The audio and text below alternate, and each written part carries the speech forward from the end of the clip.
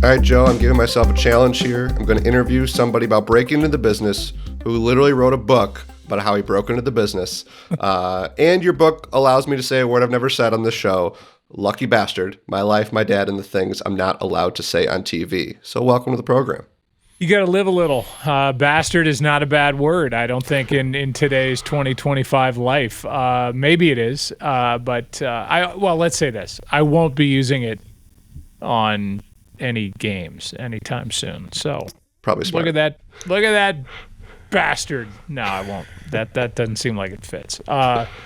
So yeah, I broke in the good old-fashioned nepotism way and was at least smart enough to pay attention to my dad when I was lucky enough to go to the ballpark with him at Busch Stadium as a little boy, and then got the Cardinal gig at 21 and kind of took off from there. And I don't know. My story is so different that when young people ask me, how do I get into the business? My first answer is usually start with a famous dad and then work forward. But that said, I love my job, love my life. My dad did the same. I think to end this long answer, seeing him love what he did so much made me want to do what I do for a living. And I think that was the greatest gift that he could have given me, was to see how much going out of the door, whether it was to the airport or down to Busch Stadium in his car, whatever, gave him life. And so, being as close as I was to him, the next step was to try to be him and follow him into this business. Yeah, you wrote about that. You mentioned, you did say it perfectly right there, but if I can quote the book for a moment, because I want to prove to you that I did read it. Please do, because I don't remember what I wrote, but go ahead. You wrote, I was fascinated by what he did because he loved it. I think if your parent does something that he or she loves as a kid, you were automatically drawn to it because you see how happy it makes them. And I bring that up because I don't think that's always the case. Like, I've met people whose parents are in sports media, for example, and they didn't want that life. But one of the things I want to ask you is you obviously wanted to do it, but when did you realize you were good at it?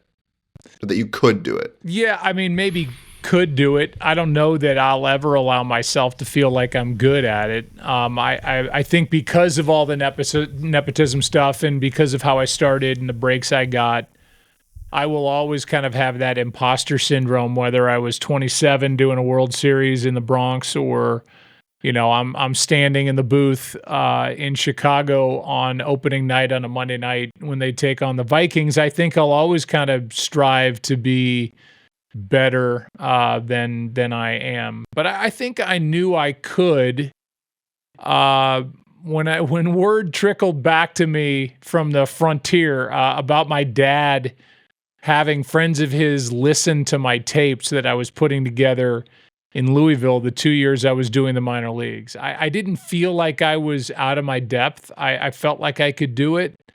But when I knew my dad was proud of me without him overtly telling me that he was proud of me, and kind of letting me find my own way, I was confident enough to say yes when the Cardinals, gave me this ridiculous opportunity at 21, and I didn't feel even on opening day like, oh, I shouldn't be here.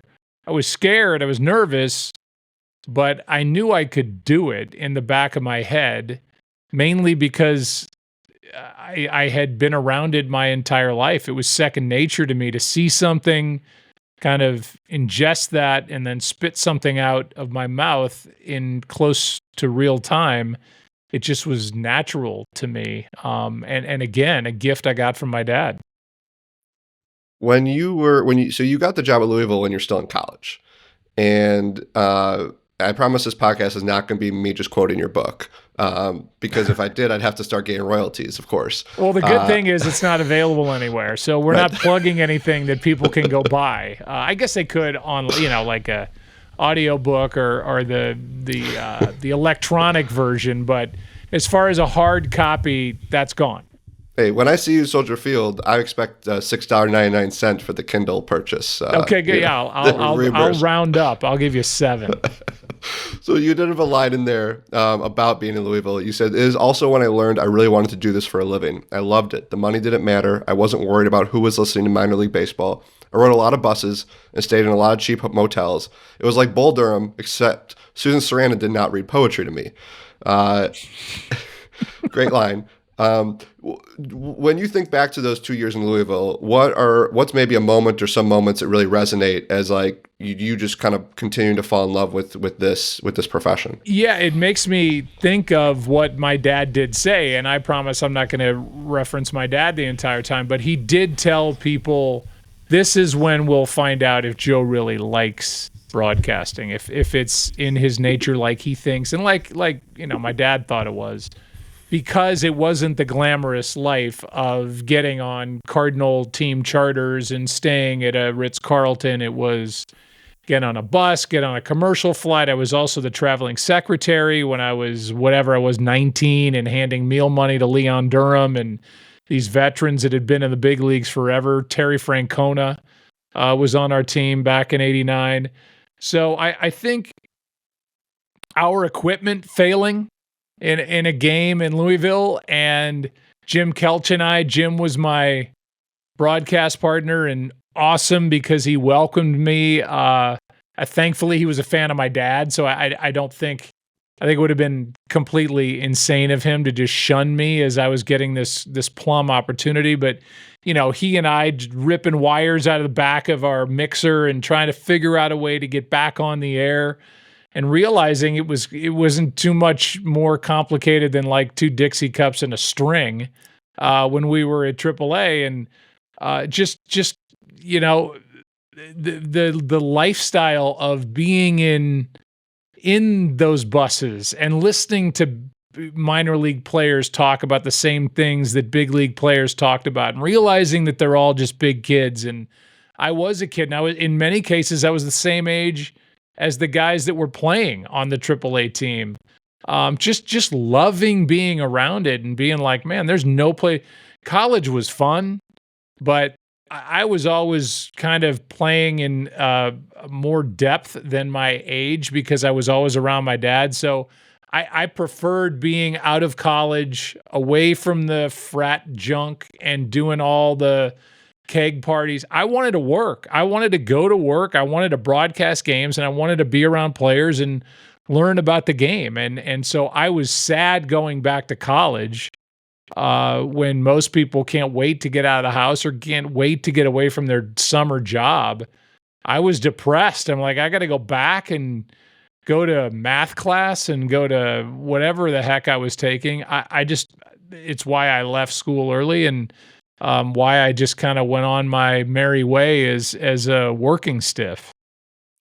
So whenever I have a guest on the show, I do a newspapers.com search. And if it's a writer, I can bring up their first ever article. And if it's a broadcaster, the first time they referenced. And you got a lot of, obviously, mentions by Dan Caesar in St. Louis Post-Dispatch. The first kind of big article, he writes about the nepotism, and he writes a line, the burning question is, why is Joe Buck at age 21 being force-fed to Cardinals fans? Why is a kid still in college showing up on what many broadcast people consider the premier local team network in baseball? The reason is simple. It's spelled B-U-C-K. And you write a lot about your relationship with Dan and these articles, but I'm curious, as you're like reading, like your hometown paper is questioning you at the age of 21. And you can argue about whether or not that's fair, but like, what was it like you're like trying to start this career, and you're also knowing, you know, all of this stuff is out there, so much so it's being blasted in your hometown paper. How did you kind of battle that as you got started? I cried. I was still living with my mom and dad as I was waiting for an apartment that I was trying to move into. And I remember reading that and crying. So that's how immature I was. But it was devastating to read that. And, you know, the irony of that exact quote and that snippet of that article by Dan Caesar, who, as you know, he and I grew, and, you know, he had written another one that was pretty critical really before I started. And that was the one thing that kind of burned me. It's like, I get it, but it wasn't unfair. It was there was one reason why I was doing it, and he was right. And I think that was a natural human reaction. And if you're playing in a newspaper to people reading it, it's, of course you're going to find an audience there. Like, oh, we know how this kid got his job. No other 21-year-olds are doing this. And the reason is I was my dad's son. But years later, and I mean, so I would say my daughter is 26, so she probably did this when she was 10 or 11. She wrote that exact quote in either paint or like a marker on a little board that I had in my bedroom, and she took it as a little kid like that was a compliment, because it was like, well, I'll tell you why he's doing it. It's spelled B-U-C-K. And in her 8, 9, 10-year-old mind, that meant my dad, or Dee as they called my dad, was so great that the reason why I got the job was because my dad was so great. And in reality, it was written as a criticism, because it was like, well, we know why. It's because of nepotism, and it's because his last name is Buck. But it was like Twitter for me before there was Twitter. It was, you stink, and prove to me that you don't.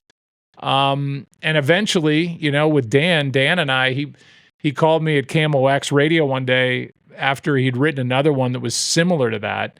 And he said, hey, I want to talk to you before the season starts. And I don't even know what came over me, because I'm never like this, even to this day, with any writer.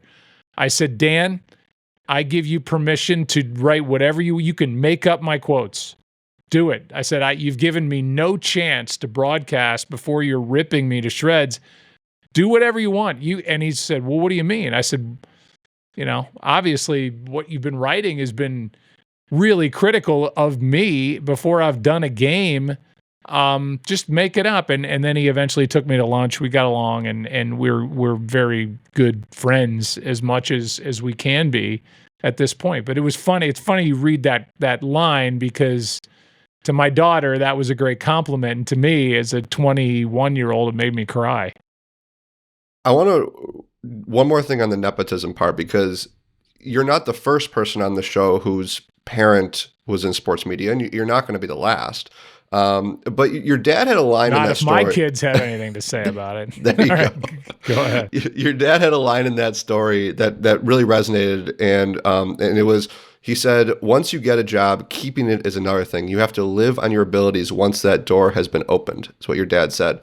And, I'm curious I'm sure you've talked to people in the industry who, like you, got a little help getting the door open. What advice maybe do you give to them about how to balance all of this, how to put that in perspective? Find a good therapist, and then go forward. I think you have to eventually just stop. You have to eventually stop feeling guilty, which I think is an emotion that I feel with this, guilt for how I started.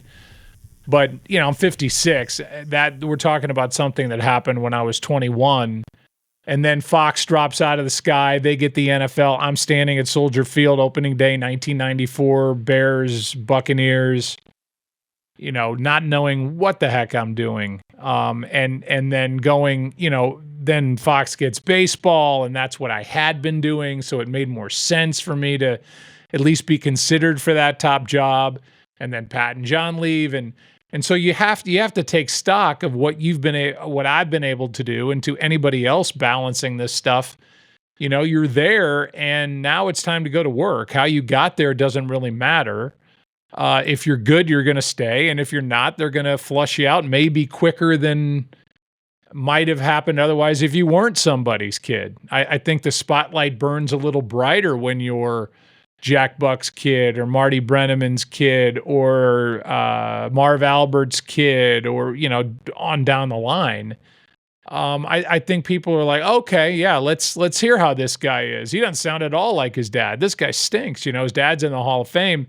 He sounds like a little kid. Or you have to put that stuff aside and be a man or a woman about it, and go, I'm going to show you, and do the best, and you'll either last or you won't. And so, I get today, if I tweet something or X something, whatever verb we use with that medium now, I will still get, good thing you had a famous dad, you suck. It's like, my God, I've been doing this for 32 years at Fox and now ESPN. Like, I think if it was a nepotism, like, kind of favor to Jack Buck, that might have worn out by now.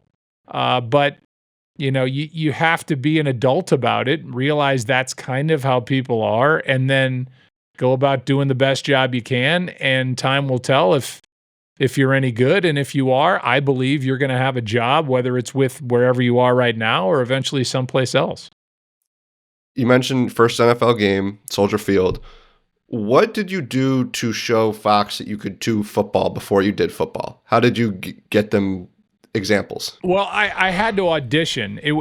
So when my VHS tape was handed to Ed Gorin, who was kind of second in charge at Fox right under David Hill, they were calling in the beauty of what they did, and it's now being talked about a lot because you got the Netflix doc and there's the Cowboy stuff and Jerry Jones, very instrumental in Fox coming in and CBS going out. And they did hire Pat Summerall, John Madden, Dick Stockton, Matt Millen, and their producers and directors. But after that, they kind of just said, we're going to start with new young people and try to build up our own stable of talented broadcasters and start over. And so my mom handed Ed Gorin's wife, Patty, my VHS tape. What that got me was an audition. Excuse me. And I had to fly out to LA after practicing with my dad during spring training on a TV in St. Petersburg, Florida. And I had to sit there in a studio, deal with the pressure of this weird circumstance where I'm watching a game on TV, the game that I didn't know what it would be. They handed me a depth chart and the game started, and Tim Green, who had never done any TV at all, is my color analyst. And I know that there's executives who have never met listening to this thing in some other control room, a producer director talking to me in my ear. And I had to pass that test. And it went so well that when I got up from the desk, I walked out of the door, and this guy, George Krieger, who wasn't there at Fox that long after that, maybe this is why, but he walked up to me and he's like, hey, do you have an agent? I said, an agent? No. And he's like, well, we're going to hire you, so you might want to look into that. And I flew back to Florida knowing I had a job, and that's how I at least got in the door. And then we did preseason games, which I made the mistake of calling it an exhibition game. I got called in for that. They're like, it's not an exhibition game. It's I'm like, all right, well, it's what it is. I might even say that today, but whatever. And then there I am, like, what am I doing? How am I, after Fox paid $1.5 billion, how are they trusting me, who's never done anything in football, not high school, not college, not anything, with Tim Green, who's never done any broadcasting, and we're sitting here about ready to drive this thing into the ground with the Bears and the Buccaneers. But we got through it, and it was, thankfully, when social media didn't exist, there was Rudy Martzke in USA Today, who was the main critic, and I'm sure a critic in Chicago at the Tribune or wherever, who I'm sure weighed in on whether we were any good or not. But that was it. And so it was like, okay, I had bosses that believed in me, and they were willing to let me fumble and find my own way until I felt comfortable, which probably didn't happen for a year or so. But, I got the chance, and I made the most of it. I ask every guest for their welcome to the big leagues moment. And I'm sure you've got a variety. It could be on the positive side or a negative, or just like a moment. When I say like welcome to big leagues moment to you, whether it was when you got your start in baseball or when you got your start in NFL, is there a scene or something that comes to mind first? I mean, I know exactly what you're asking. It would be more appropriate to me, or it would. I could give you a better answer if I didn't feel like every moment felt like welcome to the big leagues. It's not like I was like, oh wow, here's a grand slam, and I got to call this thing, and it's a walk-off winning play. I think there's a play in St. Louis that was in extra innings, Cardinals and Phillies, and Ray Lankford was an outfielder on our team, and he bowled over Darren Dalton at the plate, and my dad for the first time kind of let me do the 10th inning. And I called it, and my voice cracked and I sounded like Peter Brady. And I was like, oh my God, I just, the screen fell down in front of the Wizard of Oz. Everybody's going to realize that I'm only 21 or 22, whatever I was, and not 40, because I probably started my career sounding like this. And here's a ground ball to shortstop and picked up by Ozzie Smith. And then as the year went on, I kept trying to get my voice deeper and deeper and deeper. And this was like the big thing just fell apart because I was so excited. My voice cracked like I was going through puberty.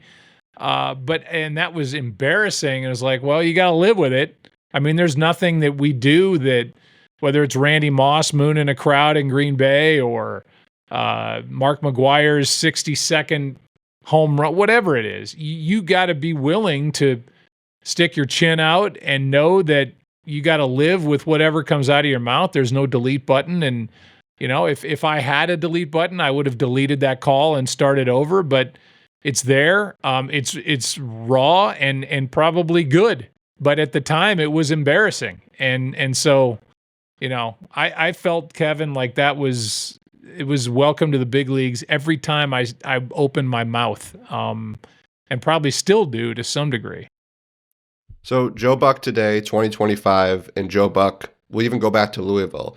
What's kind of the through line? I mean, what are things that your dad taught you or people around you taught you 35 years ago that still matter today to put together good broadcasts? I mean, what are some of the things that still kind of connect the beginning of your career to where you're at now? Yeah, I don't think much has changed. I do think maybe I have, and maybe not for the better. Sometimes I go back and I listen if it's on YouTube or I want to show, I've got 7-year-old boys and I'm like, hey, I was 27 when I did this, and they're walking away because they don't care, and I'm trying to make them watch me do the World Series in 1996. But there are things that I say back then that I think social media critics, whatever, kind of beat out of me a little bit, like death by 1,000 cuts. I hear myself a little bit more freewheeling, oddly enough, even though I'm kind of feeling out of my depth. I'm a little bit more opinionated in my late 20s, early 30s than I am now. I think sometimes you feel like, well, if I weigh in, you know, last year on Caleb Williams and I'm critical of his play, you know, I'm going to have to answer for this for the next month, and it's just not worth it. Just call the game and go home. And I think that's happened to a lot of broadcasters. I feel like social media has kind of driven everybody into the middle lane where, you know, there are a few exceptions. Charles Barkley doesn't care, so he's the outlier.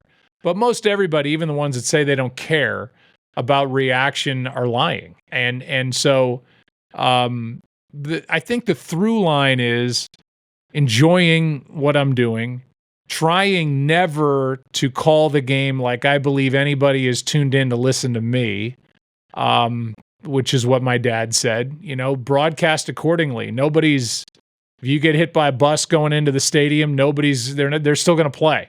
They may have a moment of silence, they may not, but they're still going to play, and they'll find somebody else to call it. And people want to hear about their team, if they're winning or losing and why, and realize that the story is not you. Realizing that what they do on the field, be it baseball, hockey, basketball, football, you could never do that physically, and it's hard. And so being critical and being like, oh my God, I can't believe you didn't catch that pop up. And well, they're not trying to miss it, and they're not trying, and they're at a level that I'll never understand. Or turning a double play is not as easy as it looks on TV. There's a lot that goes on there, and a lot has to be right, and we all take it for granted. And then criticizing umpires or officials. I think sometimes it calls for it, but when you start just going down that lane and just on and on and on and just not letting up, everybody I think at home is like, okay, enough. Like let's move on. You know, I think just trying to be pleasant on the air and not, you know, not trying to drag the spotlight from the game over to yourself while you do the game, I think is is how I was hopefully in 1989 and is how I will be in 2029 if I make it that far. So or not saying if, because I'm sure this has happened to you hundreds of times, young person trying to be a broadcaster comes to you for advice. They don't have the famous parent. Yeah. What are some of the X's and O's or just things that you kind of like your go-to advice? Read about things that have nothing to do with the sport you're covering or what you think you're going to pour the rest of your life into. Read something about history, read something about politics, read something, even the entertainment section, read something. Be able to bring something into a broadcast that's not just X's and O's, analytics, numbers. Have a little bit more variety in your arsenal than just all baseball all the time, all football all the time, there's room for other stuff, especially more so in baseball, in my mind. Now that's pre-pitch clock, and I've only done one game with a pitch clock, and I think that changes a lot. But sitting at Yankee Stadium or Wrigley or Fenway or whatever for 4 hours, there's room in there to reference something that might lighten it up a little bit. So that's one. Read, know about the world around you. I watch my dad before phones and before social media, sit down with a morning paper, cup of coffee, cigarette, and start at the front section and work his way back. And when I got a newspaper, I went right to the sports. And after the sports, I read the entertainment section, and maybe I got to the front page section, maybe I didn't. So I'm guilty of not practicing what I'm preaching there. Listen to your own stuff. You cannot get any better if you're unwilling to listen to how you sound. And, it's simple, but I don't like listening to myself. I don't like going back. Give yourself a little space after the broadcast, or you doing it into a tape recorder in the top level of an empty stadium and just getting used to seeing something and saying it, but listen back to it. See if you're describing a handoff to the running back the same way every time. If you're a ground ball to the shortstop, not everyone is a bouncer to short. If you say that every time the ball's hit to the shortstop or the second baseman, you got to change it up. It becomes boring, monotonous. And listen to your diction. My dad was big on diction. I think sometimes, we're all just guilty of being lazy and not enunciating like we should. And then I think the last thing is realizing whether it's football, hockey, basketball, baseball, set the listener or the viewer up for the next big moment of action. Like, here's the 2-2 pitch. You don't pick it up after the pitch, especially if you're doing radio. You've got to tell the audience that the pitch is coming, get ready, something's about to happen. Even if it's a ball, it doesn't matter. But get the listener prepped for swing and a ground ball to short, deep in the hole, whatever, makes the play, throws to first, got him. You've got to, you can't just pick it up afterward because the fan doesn't know or the listener doesn't know that a pitch has even been delivered, or that the snap happened, or that the tip-off happened, or the face-off happened. You gotta set that up so that it sets up the next series of events. But I think those are the main things I listen to. And then the last thing, and it's a long answer, but the last thing is find 3 or 4 people whose opinion you trust and send them your work, and don't go to social media to see if they're telling you you're any good, because odds are they won't. And odds are it's probably not that fair. I don't care. My mom's probably my best, most realistic critic. My wife, my daughters. But if you're young and your mom, your best friend, and another broadcaster, find somebody to go, hey, when you listen to this, what am I missing? What do you hear? What do you like? What do you not like? And if you value their opinion, take it in. But if you go to the X and they go, oh, this guy sucks, well, that doesn't help. Even if it's accurate in your mind, even if that's real and you need work, this sucks doesn't give you any roadmap. It's, I want to hear the stuff that I kind of detailed earlier. Joe, we'll wrap up with a couple quick things on the Bears, because tonight is if you're listening tonight, season opener, Monday Night Football on ESPN and ABC, Bears, Vikings. Your grandpa played for the Bears. So why do you hate the Bears? I know. It's funny because McCaskey took a shot at me. He did. I think when they hired Ben Johnson, or I don't know when that happened. And I didn't even know it happened. And then somebody sent it to me, and I kind of took it as a badge of honor. Like, he even knows my name. But I saw his brother at the NFL meeting, and I said, you guys do realize that my grandfather played for your grandfather. My grandfather played for George Halas. The first helmet I got as a kid was a Bears helmet. And, yeah, it's like – but I get it. It's like – of course I wouldn't hate the Bears. First of all, selfishly speaking, I live in St. Louis. So when I was at Fox, if the Bears were good, zipping up to Chicago and having a great weekend and doing a game at Soldier Field, I was like, I'm in. Please, go undefeated every year. But I get it, because if I owned a team, and there have been some crushing defeats, and I've been the one delivering that news because I covered the NFC for so long at Fox, you're like, you associate the voice with the loss. And so I understand it 100% and never took that like I did the Dan Caesar thing where I was crying when I was 21. I'm like, that's good. I'm glad he knows my name. But I'm excited. I'm excited with the trajectory they're on and hiring, I think, the right head coach and the guy who gives, I think, Caleb the best shot to be his best. So we'll see. I mean, the curtain comes up tonight, and there's just as many unknowns about the Bears as there are about a team that almost got the home field advantage a year ago, but watched their quarterback walk out the door, and now they've got somebody who hasn't played a down in the NFL in J.J. McCarthy, and I'm excited to see, what he's all about, because I have no idea. So that's the beauty of opening night or opening day. Everything starts fresh, and we start to form new opinions. I do think also George McCaskey being a Cubs fan might have played into that, which is funny too, because the two greatest moments in Chicago sports probably since the Bulls run. I'll go the three greatest moments in Chicago sports since the Bulls run would be the White Sox winning the World Series, the Bears winning the NFC, and the Cubs winning the World Series. And you were on the call for all three of those. I was, and I don't think I held back. I was excited on all three.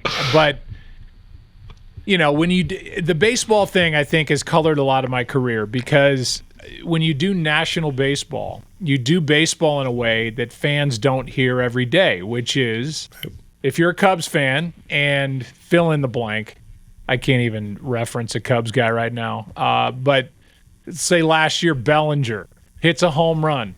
Well, you're jumping up and down and you're screaming and yelling, and then the Cardinal guy hits a home run or the Cleveland guy hits a home run.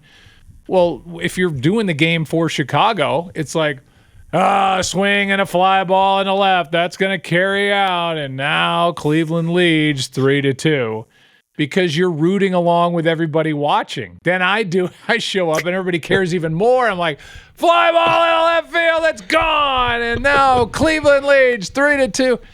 So everybody's like, well, this guy hates why is he so excited? He hates my team. It's like, I don't care who wins, but you got to get excited for both sides. So again, the national stuff, you cannot win that game.